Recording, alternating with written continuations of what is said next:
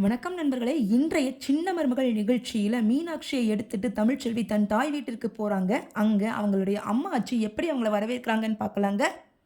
என்னோட பேத்தி, இப்பதான் இவள என்னோட பேத்தின்னு சொல்றதுக்கே எனக்கு பெருமையா இருக்கு அப்படின்னு சொல்றாங்க அந்த அம்மாச்சி அம்மா. அவங்க என்னதான் சேதுவோட பாட்டியா இருந்தாலுமே, பெண்களுக்கு அவங்க குடுக்குற ஆதரவு வந்து இதன் மூலமா தெரியுதுங்க. தமிழ்ச்செல்விக்கு அவங்க குடுக்குற சப்போர்ட் ரொம்ப ரொம்ப பெருசுங்க. அதனால தான் தமிழ்ச்செல்வி முக்காவாசி வேலைகள அவங்க தைரியமா செய்ய முடியுது. அது மட்டும் இல்லைங்க, அந்த பாட்டி அம்மா சொல்றாங்க, "அவ என்னடி ஈஸ்வரி, அவ முன்னாடி நம்ம பேத்தி, அதாவது நம்ம தமிழ்ச்செல்வி சவால் விட்டு தன்னோட குழந்தைய எடுத்துட்டு வந்திருக்கா.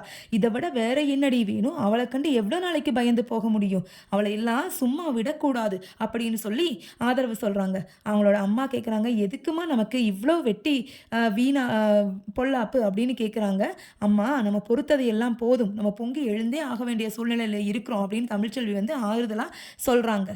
இப்பதாங்க ஈஸ்வரியோட வில்லத்தனம் இன்னும் ஜாஸ்தியாக போது. என்ன நடக்க போதுன்னு வரப்போற எபிசோட்ல பார்க்கலாம். சப்ஸ்கிரைப் பண்ணிடுங்க.